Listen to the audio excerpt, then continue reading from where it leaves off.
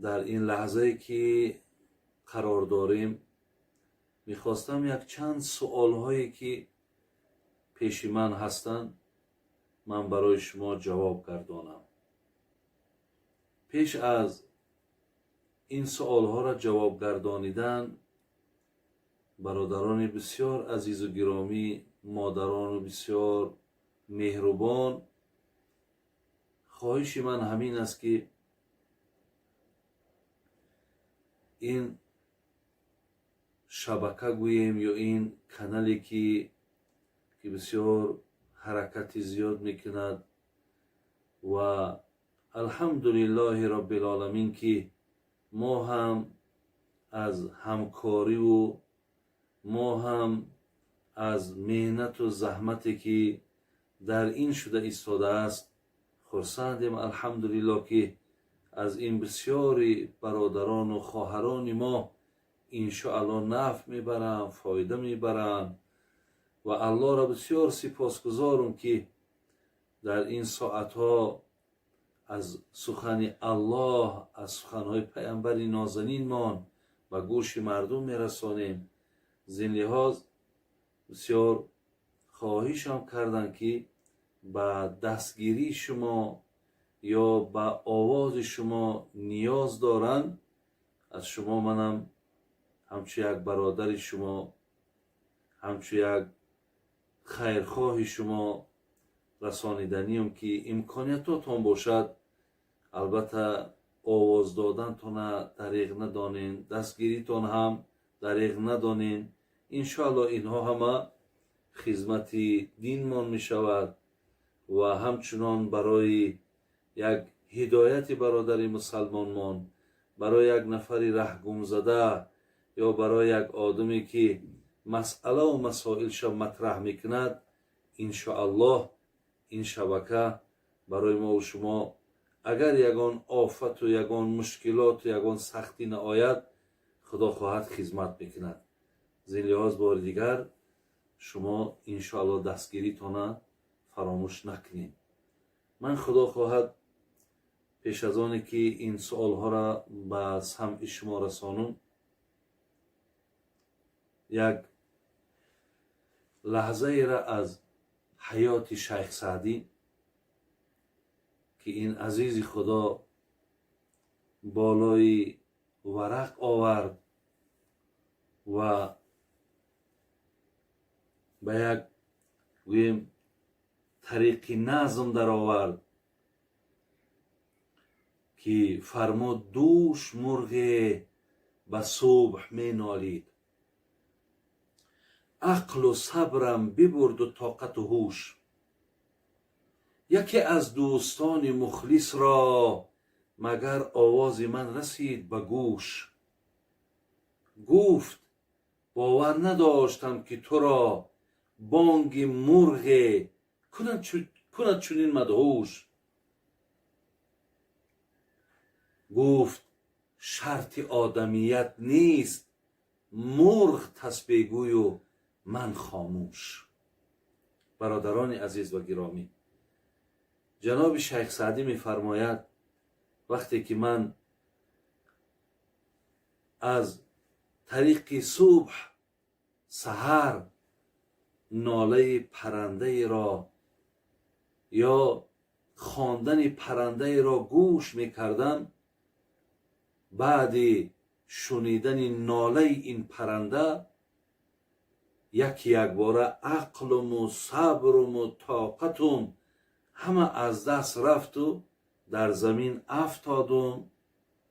دیگر مقصد آگهی ندارم که بعد افتیدنم چی به سر من آمد. زمان خدمت در بالای بستر دیدم. وقتی این آوازه میگد به گوش نزدیکا و شاگردان که رسید،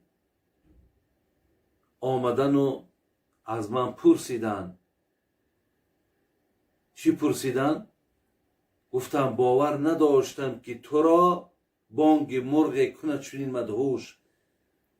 پرسیدن ای استاد عزیز، ای شیخ بزرگوار، با شنیدگی ما بعد شنیدن یک ناله پرنده شما به این احوال زدید، یعنی خیلی ناتاب شدین، خیلی بیمار شدین. آیا این حقیقت دارد؟ برادران عزیز، شیخ سعدی یک جواب بسیار زیبا گفت. ولی الحمدلله رب العالمین، من در امی گشت و گذارام بسیاری خانه ها میرم، میبینم که در خانه هاشون معمول به طریق که بگیم یک پرتره دوری، در تنهای دیوالشون شعرهای عزیزا و بزرگا را یا یک آیت قرآن یا یک حدیث پیامبر آورده است که دایم چشمش به همون که میرسه این بسیار خوبه، این بسیار خیره. یعنی این جوابی که شیخ سعدی بر این دوستداراش داد، دوست داشتم که این هم شما در همون اتاقای مینشستگیتان یا در جایی که همیشه چشم رسه، شما ایره در همونجا نویسین و گذارین تا برادران عزیز برای ما و شما یک درس حیاتی شود.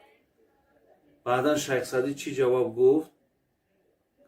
وقتی گفت من باورم نآمد که شما را ناله یک پرنده، ناله یک مرغ به این احوال آورد، گفت شرط آدمیت نیست مرغ تسبیح گوی و من خاموش.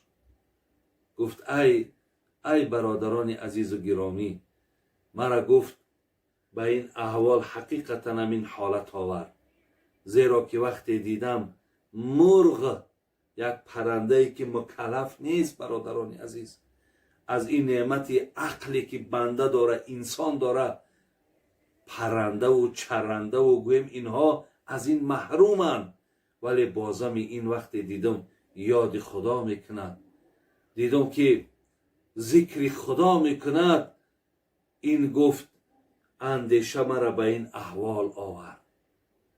یعنی شرمم آمد که آخه حق یاد کردن خدا، حق ذکر خدا انسان دارد، نه پرنده. خدا رحمت کنه حضرت مولوی جنونی را، میگو همه مشکل برای ابن آدم، همان که نیست واقف نیست آدم. همه مشکلات برای فرزند آدم است و همه این تأکیدها هم برای فرزند آدم است.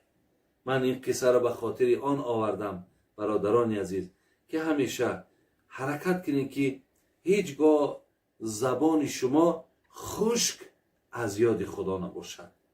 حرکت کنید که همیشه در زبان شما لا اله الا الله باشد. همیشه کوشش کنید در زبان شما استغفر الله باشد. کوشش کنید در زبان شما همیشه سبحان الله و بحمده سبحان الله العظیم باشد. در زبانهای شما الله اکبر باشد. این کلمات ها را برادران عزیز زیاد گویید. حضرت مولوی می گفت به هر حرفی کند عادت زبانت، به روز مرگ آید در دهانت. برادران وقتی زبان هاتون به این کلمه های زیبا عادت میکنه، زمانی که تو سرت در بالیشت گذاشتی و زمانی شود که باید که الله امانت چه بگیره، در همون زمانم زبان تو که آموخته بود همون حالت دم لا اله الا الله من سبحان الله و بحمده الله اکبر الحمدلله، اینها از زبانت خارج می شود. از این لحاظ این حالت این قصه را من به همین خاطر آوردم. انشاءالله امید دارم خواهرها و برادرای عزیز که بعد شنیدن این انشاءالله شما هم در عمل کردن این خدا خواهد کمر همت میبندین. انشاءالله شما هم در این باب محبت میکنین، پیروی میکنین. این فایده هم دنیای شما هست و هم آخرتتان است. من در حدیث خواندم که هر کسی را که اگر در دنیا ذکرش زیاد باشد، هر کسی را در دنیا طاعتش زیاد باشد، اجرش کو بجای خودش، ولی با در عوض این خدا گفته رزقش هم زیاد میکنه. برای حرکت کنید که در هم دنیاتون آباد هم آخرتتون آباد. انشاءالله میاییم به سر سوالهایی که در این شبکه برادران ما سوال کردن. خدا خواهد من در این باب سوالهای زیاد است، من نوبت به نوبت به شما سوالها را جواب میگردانم. اینجا درخواستم شده است که در بابت نفس که مقصد شما اندک صحبت داشته باشین و دوم درباره کیبر صحبت داشته باشین. انشاءالله من این موضوع ها هم گویم یا این بابم نزد من تیار است. خدا خواهد من میتوانم که هر زمان در باب نفس یا در باب کیبر خدا خواهد یگان صحبتی نه چندان دراز 15 یا 20 دقیقه خدا خواهد صحبت میکنم. شاید که در همین روزهای نزدیک از طریق همین شبکه شما این برنامه ها را هم خدا خواهد گوش خواهید کرد. و اینجا در سوال آمده است که آیا کودکانی که در گهواره گپ زدن اینها کیا هستند؟ برادران عزیز و گرامی، من در حدیثی که متفقون علیه است، هم بخاری و هم مسلم الله رحمتشان کند، از نام حضرت امام ابو هریره میارد. حدیثی را که حتی در پیش منم بسیار یک متن درازی، بسیار با یک متن درازی که حتی آمده است که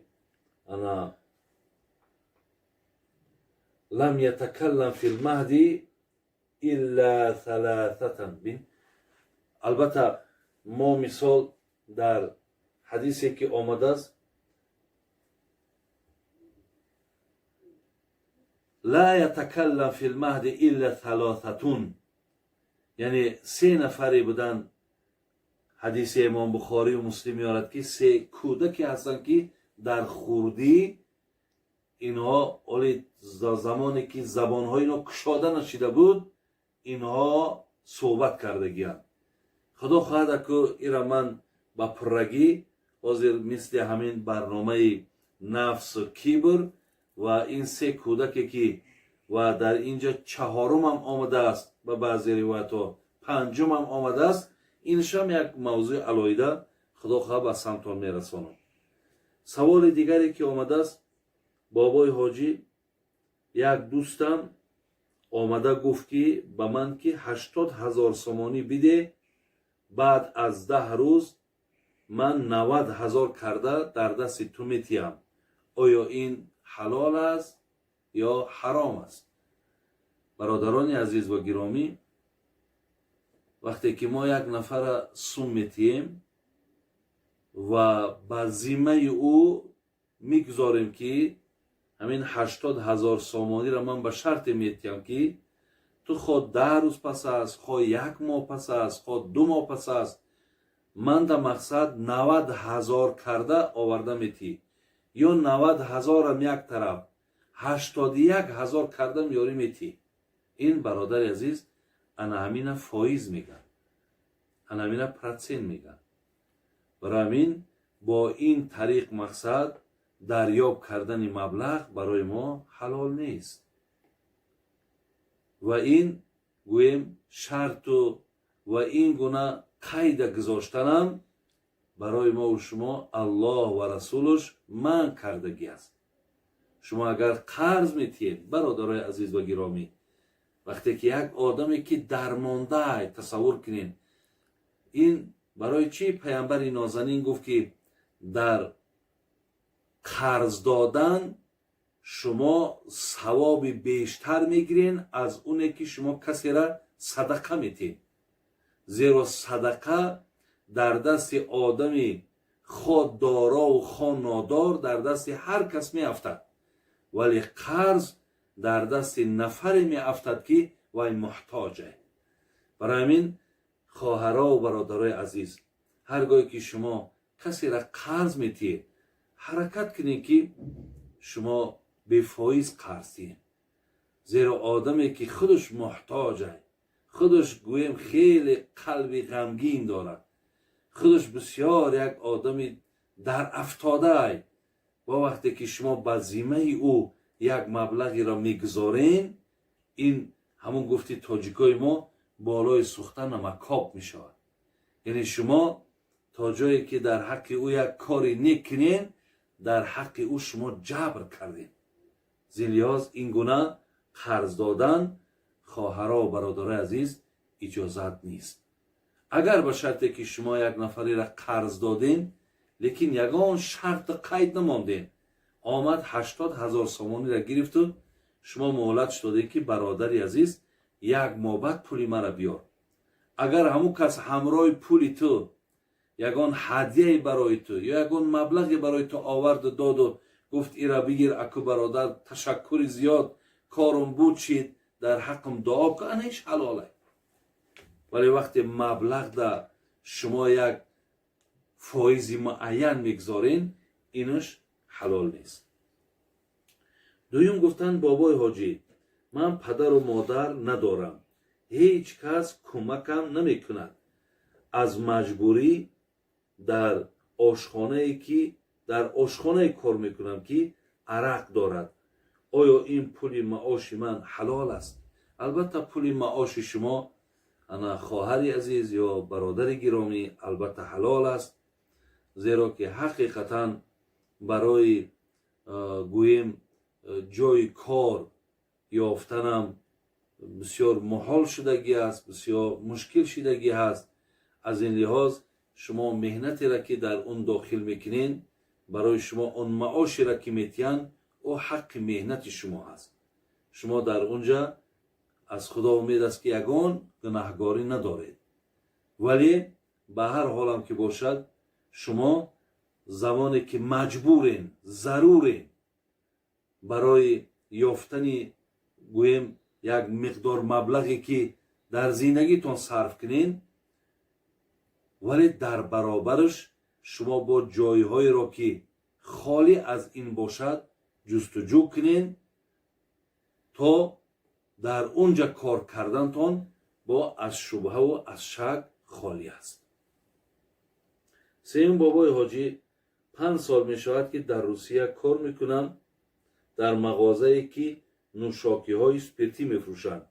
من نیتی برگشتن دارم.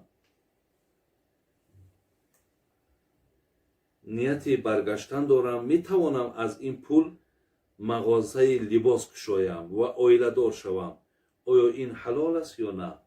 البته در ملک های روسیه، در ملک هایی که گوییم وقتی بین مسلمان و غیر مسلمان می شود، در این گونه دکان ها باشد یا مغازه ها باشد، کار کردن شما طبق مذهب خودمان هیچ باکی ندارد. درسته؟ ولی باز هم برادران عزیز و گرامی به هر حال حرکت کنین که جایهایی که از شبهه خالیان در اونجا کار کنین، برای شما باز بهتر می شود. ولی الحال که شما در اونجا کار کردین یا مبلغی را که به دست آوردین، این مبلغ برای شما برادرای عزیز حلال است. دیگر نفری سوال دادن که در قبر با کدام زبان صحبت میکنند، عربی یا زبان خود؟ این خیلی مهم است.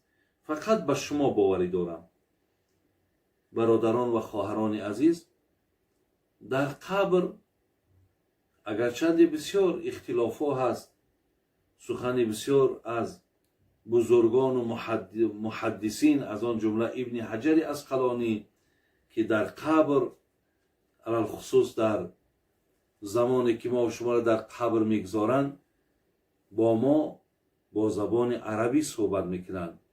ما را از مردی که خداوند او را همچون پیامبر گردانید و همچون از الله که خالق ماست، از دینی که الله مهربان برای بندگانش فرستاده است، از این با زبان عربی میپرسند. ولی در اونجا با این زبان صحبت کردن ما یگان دشواری و مشکلاتی را ایجاد نمیکنه. خدای مهربان قدرتی دارد که ما به هر یک زبان صحبت کرده توانیم.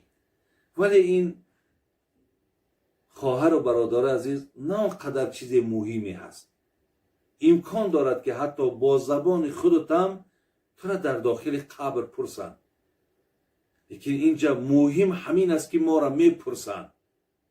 ما در داخل قبر مورد پرسش قرار میگیریم.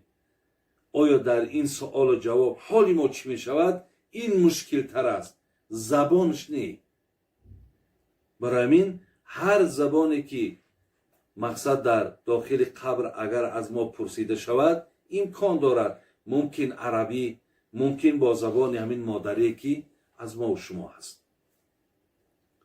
دیگر سوال کردن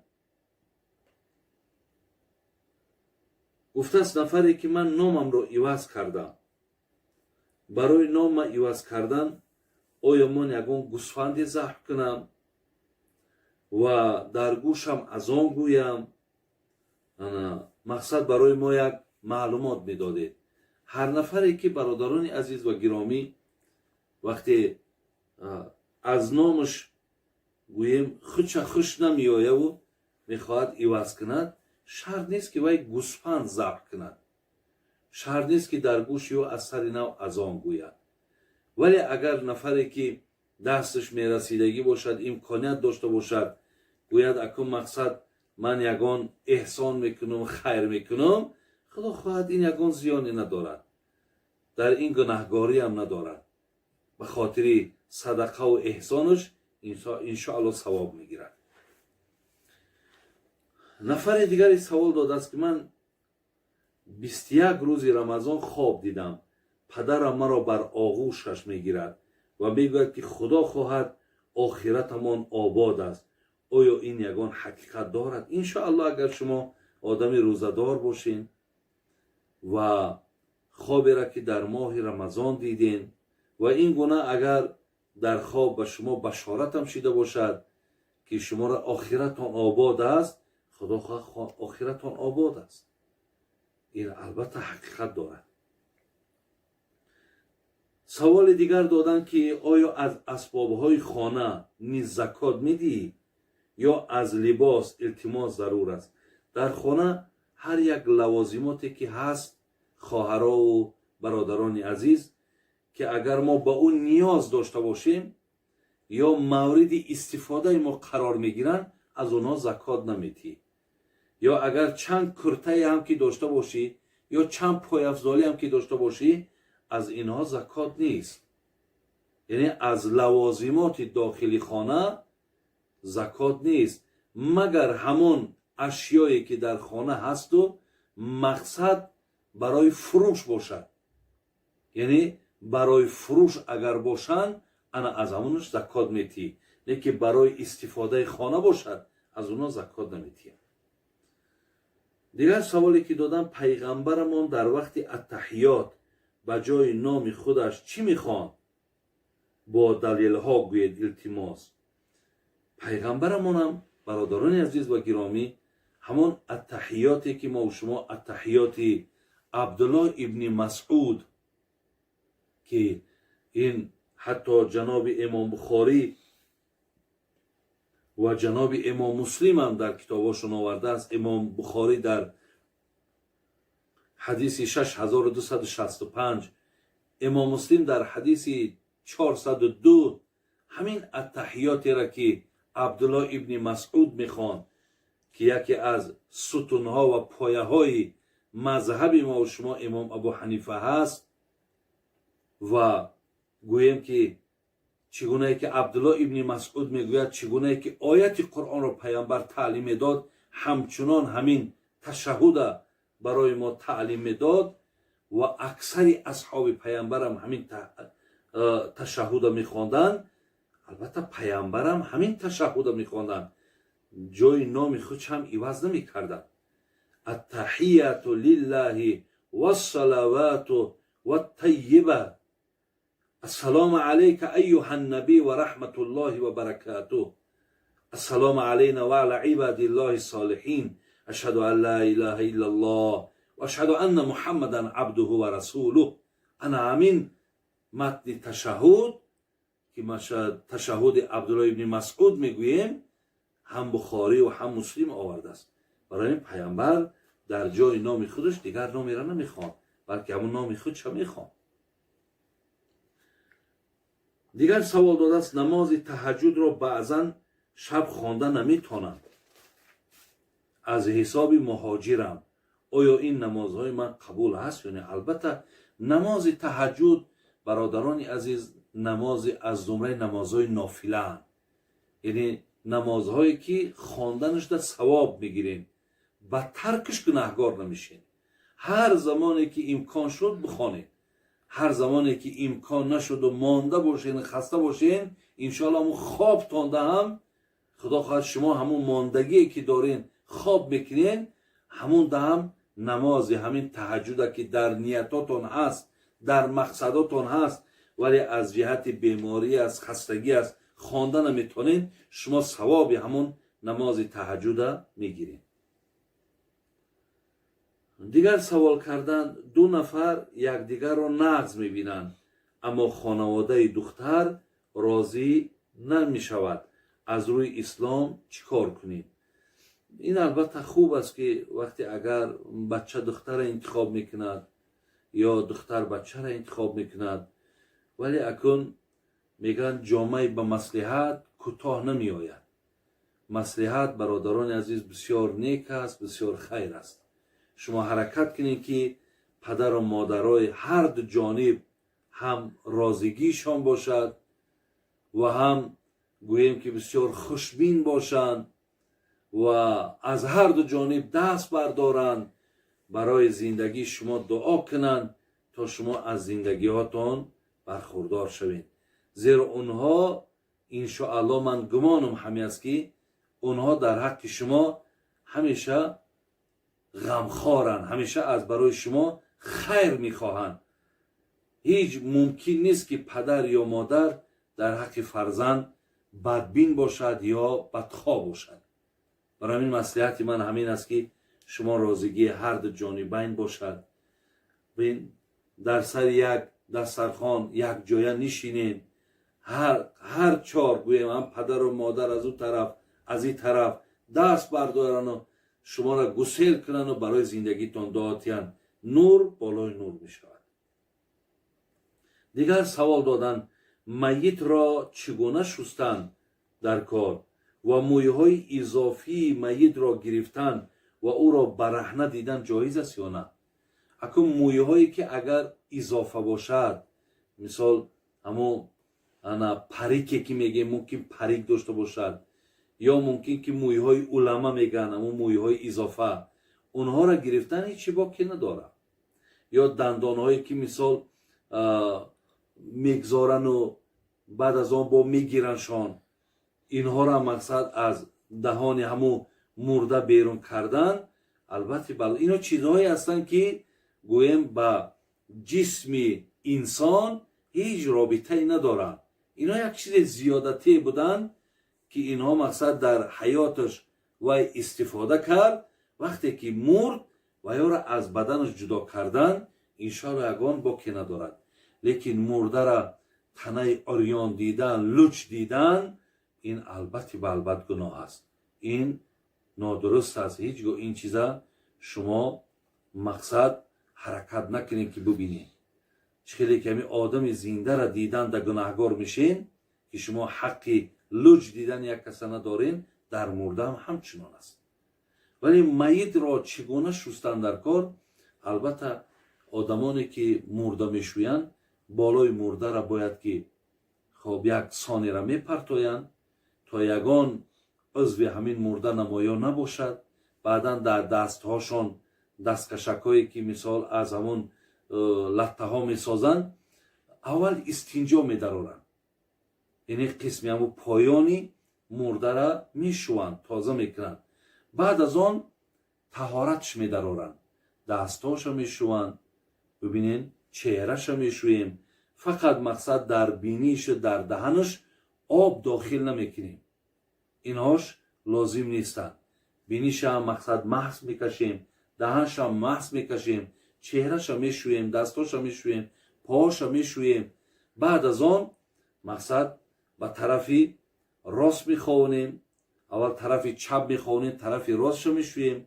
با به طرفی مثال راست میگردانیم، انا طرفی چپ شو میشویم.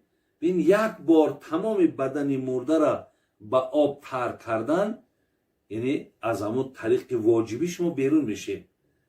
ولی 3 بار شستنی او این البته با سنت است، موافق با سنت است. برای همین وقتی که این طرف شستیم، این طرف شستیم، بعد شیناندیم، بعد یک بار دیگه با همون شکمش مقصد با دستاشون زیر میکنن.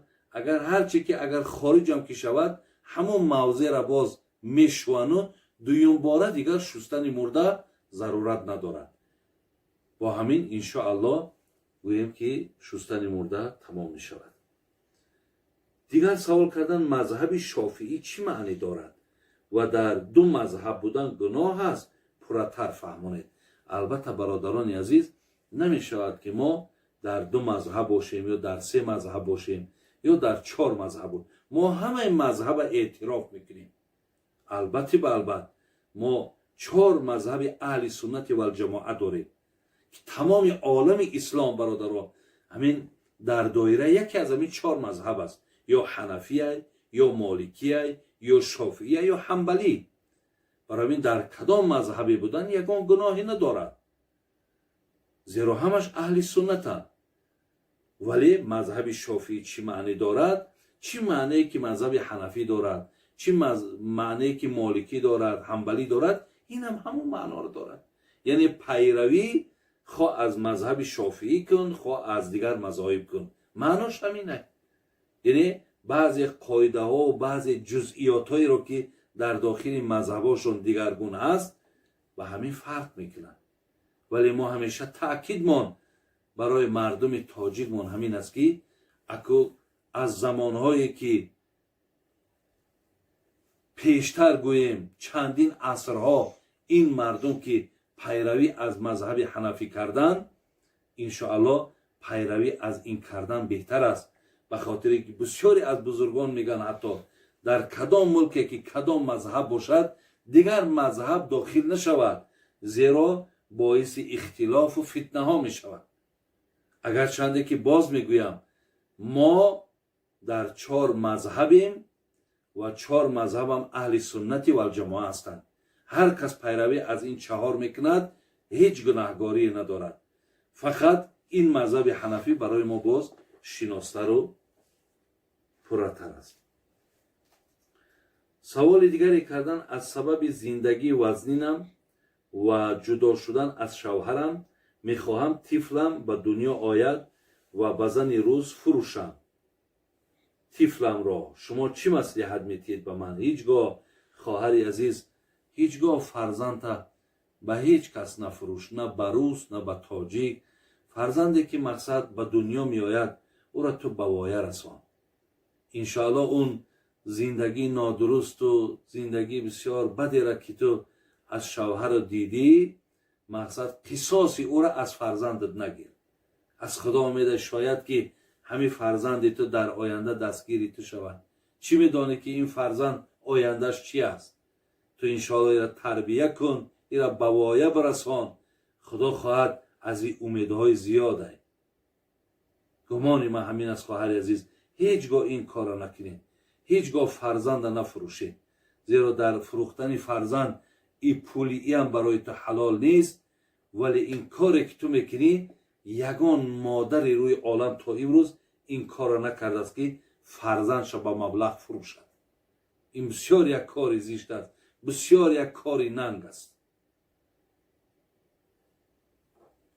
دیگر سوالی که کردن، زنم گپی پدر و مادرم را و خود مرا نمیگیرد، ناپسندی میکند. آیا با او 3 طلاق گویم یا صبر کنم؟ هرچنده که صبرم تمام شده است، چی مصلحت میتید؟ من اکو تا امروز کسی را مصلحت ندادم که زن تانه طلاق کنی. برعکس مصلحت من همیشه همین است که جنجال هایی که در خانوادگی می شوند برادرای عزیز همیشه علتاش فهمید. شما وقتی پیش دکتر می روین، شما وقتی از بیماری سرتان شکایت میکنید، ببینین در حال وی چیکار میکند؟ در حال وی تحقیق میکند که کود درد ای کجای، برای چی سری همین بنده، سری همین مقصد انسان درد میکند، علتش در کجا باشد؟ یعنی شما همین جنگ هایی که میشود، همین ناحرمتی هایی که میشود، علت چه بینین از چه، از کجا است؟ اگر علتش از جانب همون خانوادهاتون باشد، این درد تبابت کردن در کار. زیرا شما این را طلاق میکنی، این طلاق کردن دور نیست، طلاق کردن کاری مشکل هم نیست، ولی فردا نفر دیگر هم که بیارین شاید به همین درد با مبتلا شود. زیرا شما اون علتهایی که در خانه بود و یا برطرف نکردین. او علتها، او سببها هم خیلی ایستادگی هم. 10 زن که بیاید با همون مشکلات برای تو دادر عزیز ایجاد میشه. برای من همه جانبه نگاه کنید. هیچگاه زن یک بار طلاق، اگر چنده پدر تو گناهگار نیست، مادرت گناهگار نیست، گناهگار خود همین زنه، تربیت کنین برادر عزیز، مصلحت کنین، نصیحت کنین، از خودتون، از دیگر عقل ها، از نزدیکای همین زن از خدا امیده که انشالله خوب میشه و شیر انسان خوردگی است. برای این در حال برادرای عزیز این اراده را نکنین، در حال شما طلاق نکنین. دیگر سوالی که آخران سوال در اینجا آمده است درباره نماز گویید، چون که من همه کارهای خوب دارم، صدقه میکنم اما نماز نمیخوانم. برادر عزیز و گرامی، حقیقتا کارهای خوبت هم الله مهربان قبول کنه، کارهای خوبت هم خوب، کارهای نیک هم نیک انشاءالله. وقتی که تو پایبند کار خوب باشی، تو آدم خوبی خودت. تو وقتی کار خوب انجام میدی، معلوم است که در دل تو یک رحم و در دل تو شفقت هست. ولی وقتی نماز نمیخوانی، حقیقتا بسیار یک گویم بهترین چیزی را که باید در تو باشد تو یک گم کردگی. و خاطر میدونید نماز الله دوست میدارد. حضرت عایشه مادر ما گفت برای چی خداوند سوالش کردن، برای چی گفت اینقدر در قرآن الله نماز نماز الصلات الصلات بسیار گفت؟ عایشه مادر ما گفت الله هر چیزی را که دوست بدارد نام او را بسیار میگیرد. برای همین نماز عبادتی هست که خدای مهربان این را دوست میدارد. وقتی چیزی را که خدا دوست میدارد، برادرای عزیز، خواهرای عزیز، باید شما باید دوست داره. خدا رحمت کند جناب خواجه حافظ در ایجادیاتش میگفت هر آن کس که در این حلقه نه زنده به عشق، با او نمرده به فتوای من نماز کنید. برادرای عزیز، چقدر خواجه حافظ برای ما و شما یک گویم بسیار یک سخنی دردناکی گفتن. اگر میبینید نفری را که در دنیا از نماز کنار رفتگی است، نمازش نمیخواند، اگر چند زنده هم باشد، گفته است من فتوا میتیم که نماز جنازش خوانه. خدا رحمت کنه جناب عبدالقادر بیدیله میگفت نقش معکوسی نگین از سجده می آید درست، سرنوشت واژگون را راست می سازد نماز. می گفت دیدین که انگشتریایی هست که در همون جای نگینش مهر هست، پچت. در همون مهر مقصد همون نامی بگیم در ابتداها خیلی الله بود، رسول بود، ولی مقصد شاید اینا یگان نام شرکت باشد، نام یگان نفری باشد. میگد وقتی که همین انگشتری خم می شود. بین رنگ انسانی که سجده میکند خم می شود و وای مثال در بالای کاغذ گذاشته می شود. چیزی که در درون همون بود در بالای کاغذ نشان داده می شود. یعنی سرنوشت واژگون را راست می سازد نماز. همه آن سرنوشت تلخ و سیاهی که داشتی وقتی سر در سجده که ماندی خدا همه اون را میگه از بین میبرد. از این لحاظ اون سجده را که نگین سجده کرد انگشتری سجده کرد معناش میگه که وقتی که تو سجده دا که سر تا گذاشتی در درونت همون اظهار همون محبتی که با خدا بود انا همینجا آشکار میشود که این حقیقت داشته است. الهی مهربان همه تون حفظ کند. امروز یک نفر بر ما یک سوال دیگر هم کرد. همین مراجعتم برای برادرای در غریبی هم از من خواهش کردند سوال کردند که حاجی بابا اگر یگان سوال و جواب ها شده همین را داخل کن که بسیاری از مهاجرها گویم زنهاشون در همین جا میگذارن و خداشون رفته سالها مقصد در ملک های غریبی گویم دنبال کار و زحمت میگردن. ولی همین گفت بسیار عاقبت های ناخوب آوردیسته. برادرای عزیز و من که در چندین سفرهایی که داشتم این مصلحت و این سخنها را بسیار تاکید کرده بودم. باز میگم تا که حقیقتا برای زن برادرای عزیز بسیار مشکله. بسیار مشکله. اگر در بین خانوادگی ها باشد و از طرف خانوادگی ها در حقش با کم کمک ظلم و جبر کنن اینش یک طرف و اگر در بین خانوادگی ها هم باشد یا تنهایی هم باشد این طرف مقصد به هر حال او یک خواهش نفسانی دارد همخوابگی دارد. وقتی همون لحظه آمد همون ساعت آمد ولی شما را وقتی که نمیبیند شاید که در همون جاگه خوابش آتش زند شاید که مقصد دست به کار حرام زند ولی سببگار این کی است؟ سببگار این شماها هستین برادر عزیز. برای من کدام شما ذره امکانیت دارین شما همراهتان بگیرین برای این خدا خواهد همون جمع برای شما کمک میکنن در برابر شما ایستاده بعضیاشون کار میکنن. ببینین برای من خوبی هاش بسیار است که اگر همراهتان باشد در اینجا بودند هم اگه من گمانی بد ندارم مرا سوال کردن ولی به هر حالم که باشد شما باید خودتان احساس کنید که چگونه که برای خودت در تنهایی مشکلات هست برای اینم در اینجا مشکلات هست. فقط حل این مشکلات با بردن همو خانماتان می شود. الهی مهربان ایمانمون کامل خاتمه کار هممون به خیر گرداند. آمین یا رب. السلام علیکم و رحمت